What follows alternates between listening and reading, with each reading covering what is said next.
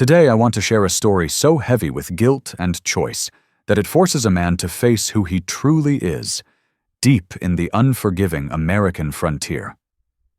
This was a place where winter killed without apology, and fate had no patience for excuses. It started with a single mistake, a shot fired in the snow that turned a quiet Christmas hunt into a test of honor, courage, and redemption. Before we kick off this adventure, don't forget to hit like on the video and let us know in the comments where you're watching from. The rifle split the blizzard like a cracked church bell, and a woman's scream tore through a place no woman should have been alone in winter. On the edge of Christmas Eve, Orrin Pike lowered his Winchester a heartbeat too late. Snow and wind swallowed the sound, but they could not bury the weight already crushing his chest. He ran toward it. She lay beneath the pines, dark hair spread across the snow. Buckskin ripped at the thigh was stained a deep, burning red against the white. Her face was young, sharpened by the wild. Her eyes were wide with terror and defiance both. She tried to pull herself away, but pain robbed her of strength. When she saw him, the rifle still slung over his shoulder, she broke down and forced her voice upward. "Don't come closer." She cried again. "If this is how I die, don't let it be by your hands again." The words stopped him cold. He had gone out to hunt a turkey for Christmas. Instead, he stood over a wounded Apache woman, and nothing about Christmas would ever be simple again. Before we continue, please take a moment to support the channel. A simple like, a short comment, or hitting the subscribe button helps these Wild West stories reach others who love them. Let us know where you're listening from, and thank you for being here with us. That winter, the mountains of southern New Mexico had fallen early to the cold.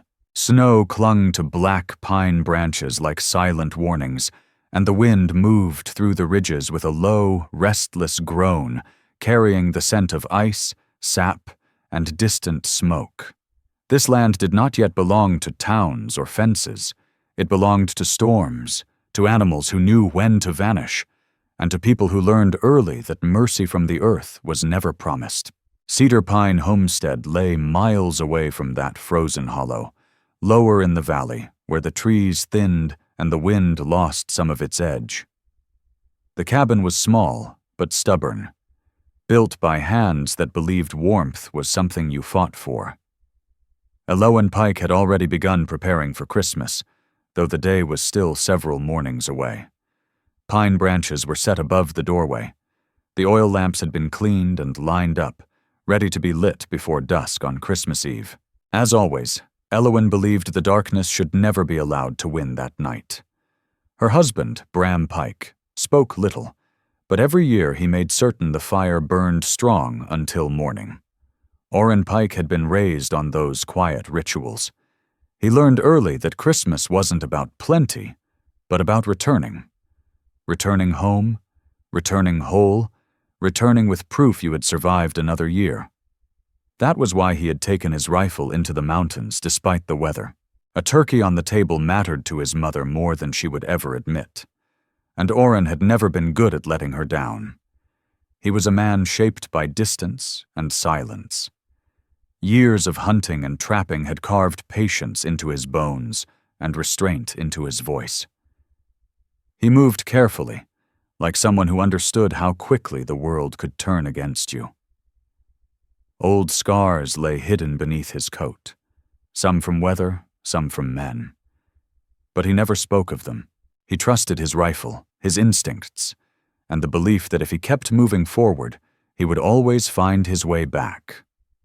The woman in the snow was his opposite in every way, yet bound to the same unforgiving land, even wounded.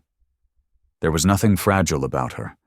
Her dark hair was braided simply, meant for function, not beauty.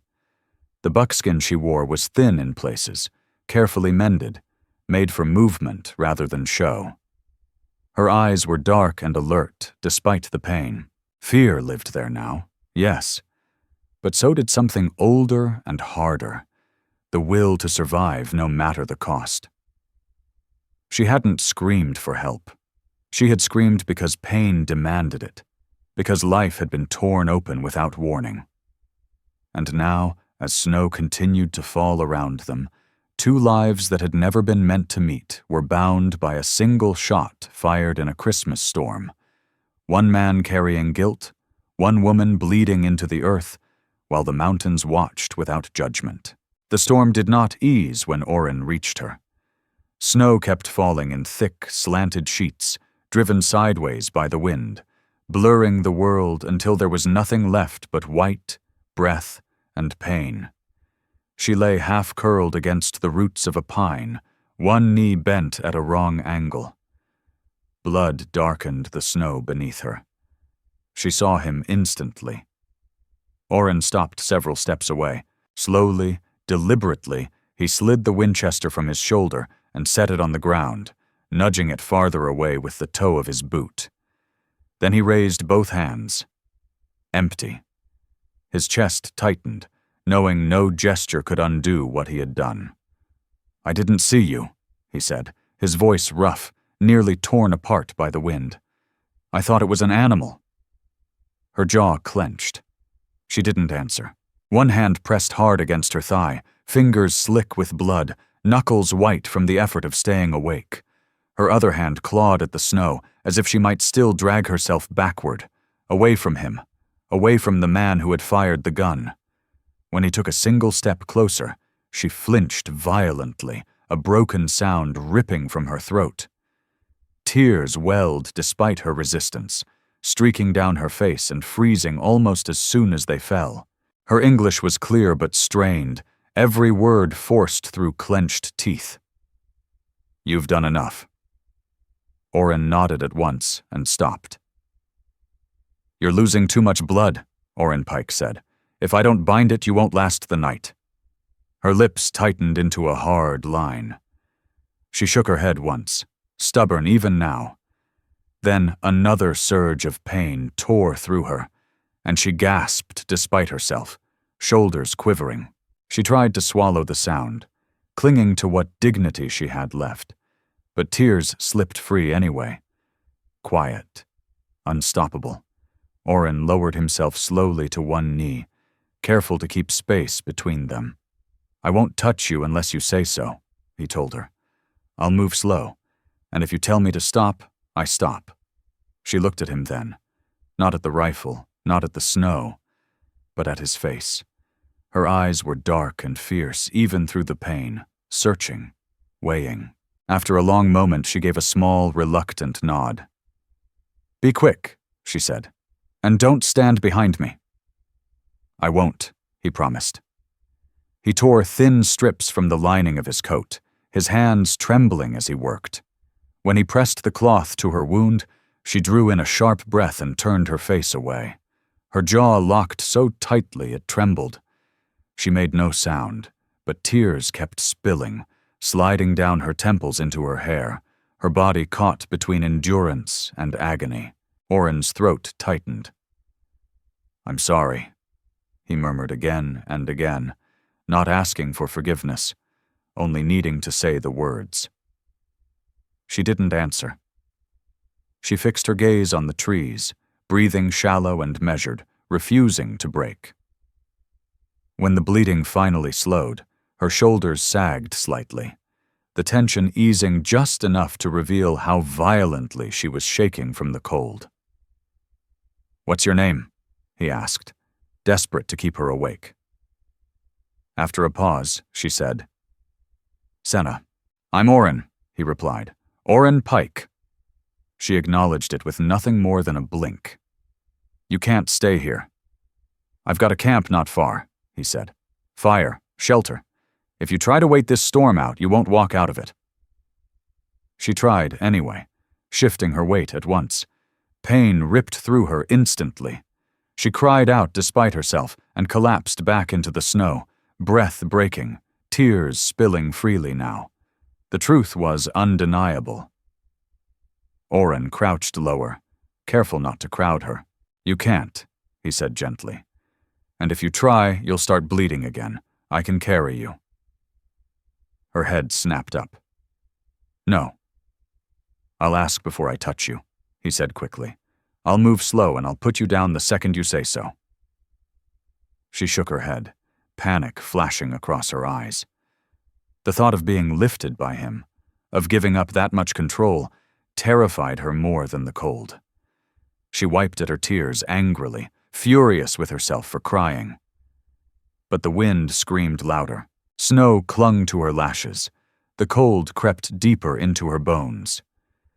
"If you leave me," she said hoarsely, "the storm will finish what you started." "I'm not leaving," Oren said at once. Silence stretched between them, heavy and final.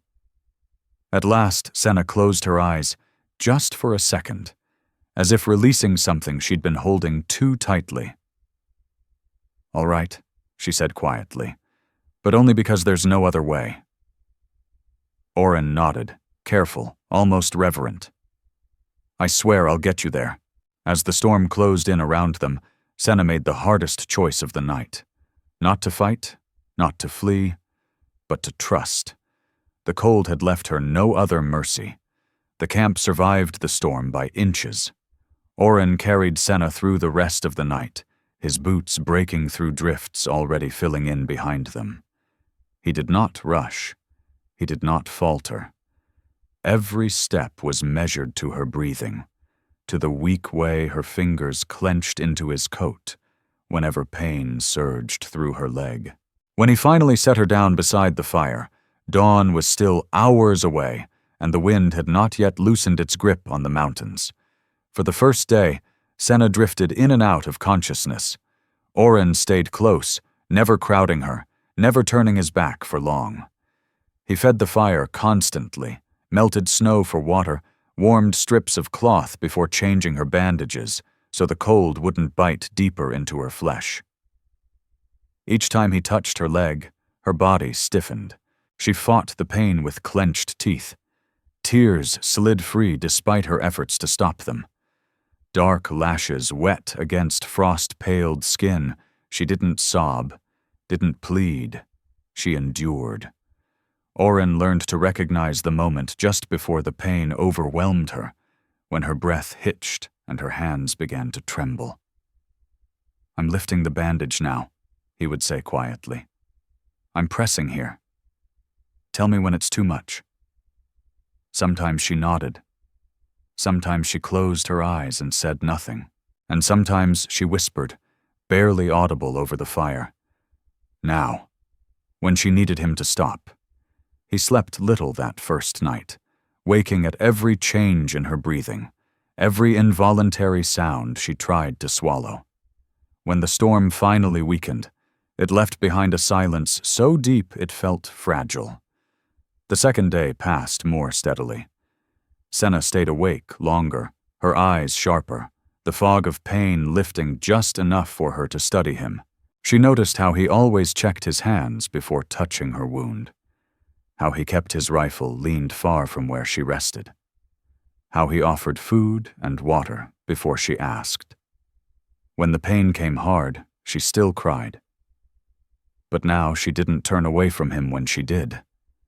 The tears burned hot and unrelenting, tracing down her temples as she fought to keep her breathing steady, jaw locked tight to trap any sound that might reveal weakness. Oren Pike never looked away. "I know," he said once, when she hissed sharply as he snugged the bandage. "I know it hurts." She swallowed, her voice strained. "Then don't rush." "I won't." That night, he wrapped his coat around her shoulders and sat close enough for the warmth of his body to reach her, though once the bandaging was finished, he did not touch her again. Snow fell softly now, no longer violent, settling into the quiet like ash. By the third morning, the worst of the swelling had eased. Senna could sit up on her own, could stand for a few moments with Oren's steady arm bearing her weight. She tested her leg carefully, breath tight with the expectation of pain. But it held. Not well, not yet, but enough. "You didn't let it rot," she said quietly as he checked the wound again. "That matters." Oren nodded. I couldn't afford to get it wrong." She studied him for a long moment, something unreadable passing behind her eyes. "You stayed." It wasn't a question. "I told you I would." That was when the space between them began to change. With the storm gone and her strength slowly returning, the camp no longer felt like a place of desperation alone. They moved around each other with more ease now, sharing work without words. Senna gathered small branches while Oren prepared food. She learned where he kept his supplies. He learned the rhythm of her steps, how she favored her leg without complaint. One quiet afternoon, Senna watched him clean his rifle. "You trust that thing," she said. He glanced up. "It saved my life." She considered it, then nodded once. "Show me." Oren hesitated only a moment before unloading it completely and setting it in her hands. He stepped back as she raised it awkwardly, her stance stiff, unfamiliar. When she fired, the sound ripped through the trees, sharp and violent. Senna flinched hard, lowering the rifle at once, her face tightening. "Too loud," she said. "It frightens the land." Oren let out a breath that might have been a laugh. "That's fair." She handed the rifle back without ceremony, and instead pressed her bow into his hands. "This listens," she said, "if you let it." She taught him patiently, how to stand, how to breathe, how not to force strength where calm was needed. Her corrections were light, 2 fingers adjusting his elbow, a quiet word when he rushed the draw. He missed again and again, and she never scolded him. By the time the light faded, his arrow finally struck true.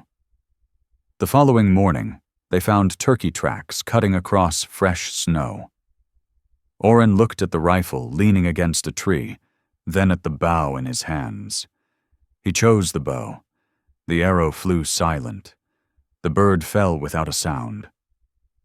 Oren stood there for a long moment, everything threading through him. "I came out here for Christmas dinner," he said softly. "Didn't expect to earn it this way."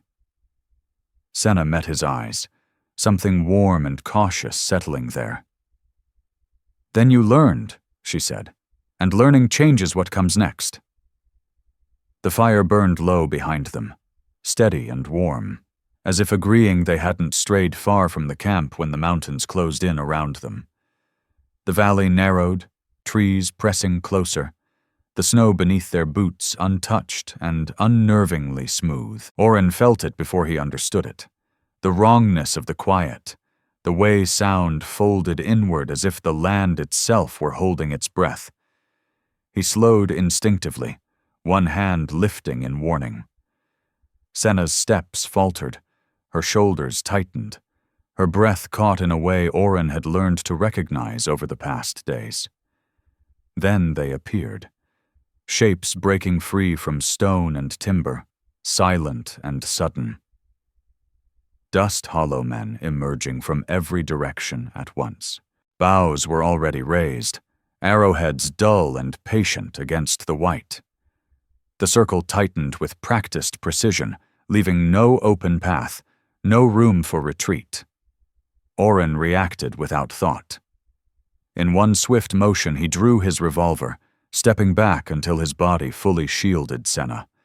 He planted his feet, squared his shoulders, and raised the gun toward the nearest warrior, his voice cracking through the cold like a whip. "Back away. All of you.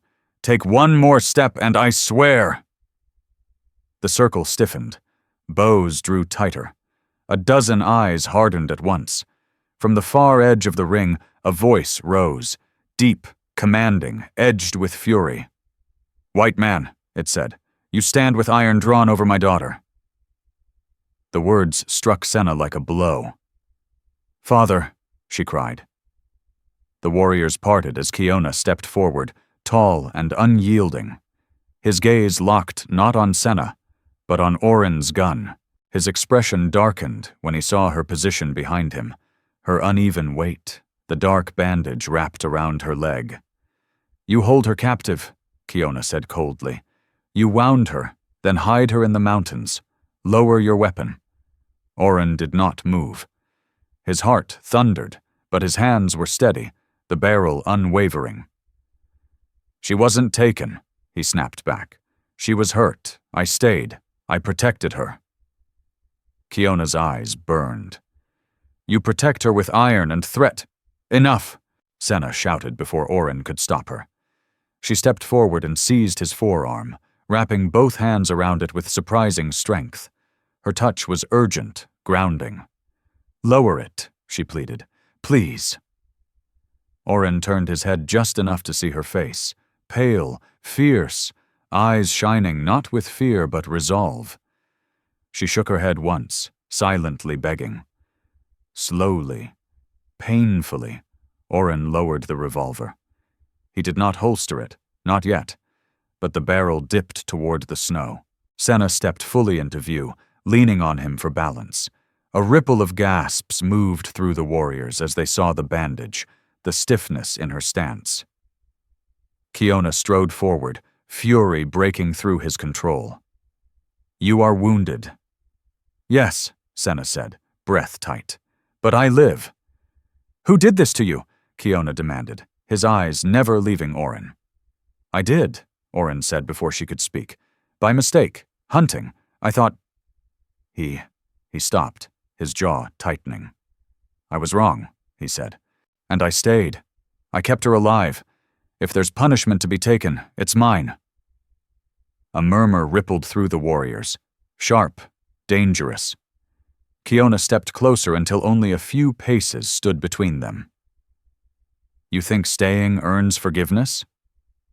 "No," Oren Pike answered. "I think leaving would have earned death." The wind moved between them, carrying snow and breath and the weight of too many wrongs. Senna lifted her voice, steady despite the tremor in her body. "He didn't bind me. He didn't threaten me. He asked before every touch. He fed me before himself. When the pain came, he stayed awake, so I wouldn't be alone." Kiona's gaze flicked to her, conflict breaking across his features. "I chose to walk with him," Senna continued, "and I choose again now." Silence fell, thick, fragile. At last Kiona raised a hand. The boughs lowered inch by inch. Oren eased back and holstered his revolver, the click loud in the stillness. "You invite her into your home," Kiona said, "after spilling her blood?" Oren met his eyes. "I invited her to my family's table, for Christmas, not as payment for the dead, but as a chance to set something right." Kiona studied him for a long moment, then turned to Senna. "You would go?" She nodded. "Yes. I want to see the light he speaks of. I want to choose peace." The chief closed his eyes briefly, then opened them again. "Then you will go. But know this. Your life will answer for hers." Oren inclined his head. "That's fair." The warriors stepped back, the circle breaking at last. Senna's hand tightened in Oren's sleeve as the mountains released their hold. Together they turned toward the valley, toward warmth, toward Christmas light, and toward a forgiveness that would not come easily, but had finally been allowed to begin. The forest did not rush them after the Dust Hollow men withdrew. It seemed to settle, as if the land itself needed a moment to breathe. Oren walked a few paces ahead now, slower than before. One eye on the ground, the other on the space ahead. His hand stayed near his holster but no longer hovered there. The danger hadn't vanished. It had simply stepped back. Senna moved beside him, leaning lightly on the support he'd fashioned. Her steps were careful, measured. Each time she faltered, he adjusted his pace without a word. They walked in silence for a long while.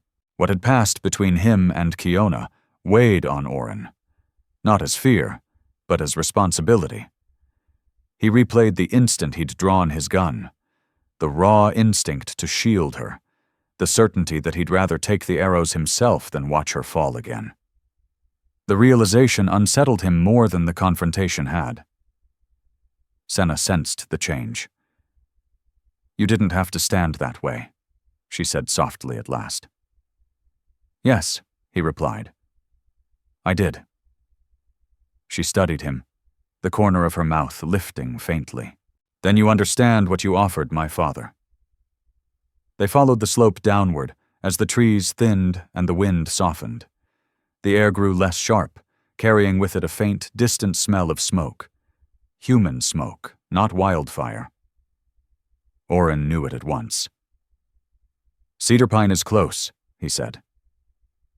They crested a low rise, and there it was, the homestead tucked against the edge of the trees, modest and stubborn. Smoke curled from the chimney in a thin gray ribbon. Lamps glowed in the windows, warm and steady. Their light spilled softly across the packed snow and into the darkening sky. The sight struck Oren harder than he expected.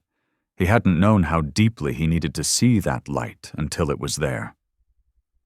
Senna slowed, her gaze fixed on the house. "It looks awake," she said. "My mother believes the light should never go out on Christmas Eve," Oren answered. "She says it's how you tell the world you're still here." They had taken only a few more steps when the front door opened. Elowen Pike stepped onto the porch, her shawl pulled tight against the cold. She searched the tree line, worry etched into her face, until she saw Oren. Relief crossed her features so quickly it nearly brought him to his knees. She hurried forward, boots crunching in the snow. "Oren," she breathed, reaching for him. Her hands cupped his face, cold fingers firm, searching for injury. "I knew you'd come back." "I'm sorry I worried you," he said quietly. Her eyes shifted then. She saw Senna standing a little behind him, pale with fatigue, leaning on a branch support. Her leg was bound thickly beneath the buckskin. Elowen did not recoil. She did not ask questions. She simply moved. "Oh," she said softly, stepping closer. "You're hurt." Senna stiffened by instinct, uncertainty flickering. Oren felt it and spoke at once. "Her name is Senna. She needs warmth." That was enough. Elowen laid a hand over Senna's, her touch gentle but sure. "Then come inside," she said. "No one stands in the cold on Christmas." From the doorway, Bram Pike watched in silence, his expression unreadable. When Oren met his eyes, Bram gave a single nod, not for explanations, but for choices made and stood by. Inside, warmth wrapped around them at once. Firelight flickered across rough-hewn walls. The smell of bread and pine filled the room. Senna paused just beyond the threshold, overwhelmed by the closeness, the heat, the quiet order of a home prepared for a holy night. Oren waited, his heart tight in his throat. Then she took another step. Elowen Pike guided her to a chair near the hearth, already reaching for clean cloth and a basin of warm water. "We'll tend to that leg," she said calmly, as if such things were ordinary. "You're safe here." Senna looked up at Oren Pike, disbelief and gratitude mingling in her eyes. He gave a single, steady nod. "You are." Outside, snow continued to fall, soft now, no longer threatening. Inside Cedar Pine Homestead, the lamps burned bright, holding back the dark not by force, but by welcome. And for the first time since the storm began, the night felt as though it might finally allow something to mend.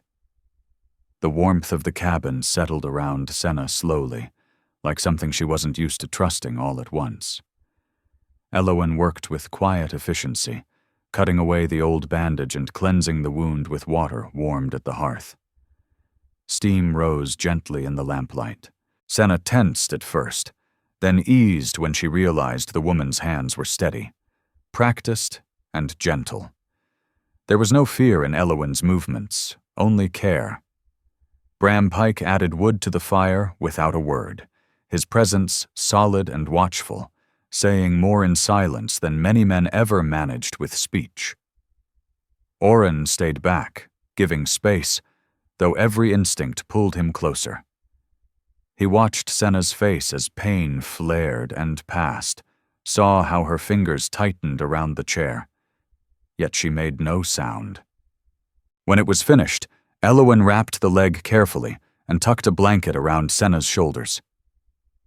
"That'll hold for tonight," Elowen said. "We'll look again in the morning." Senna inclined her head. "Thank you." Elowen smiled. Christmas, it seemed, was also for tending the wounded. As dusk thickened outside, Oren prepared the turkey he had carried down from the mountains. He worked with care, aware of every sound in the room, every shift of breath near the hearth, until the bird was set to roast. The smell filled the cabin, rich, grounding, unmistakably festive. Elowen hummed an old tune Oren remembered from childhood, one she sang only on Christmas Eve. They gathered near the fire while the meal cooked.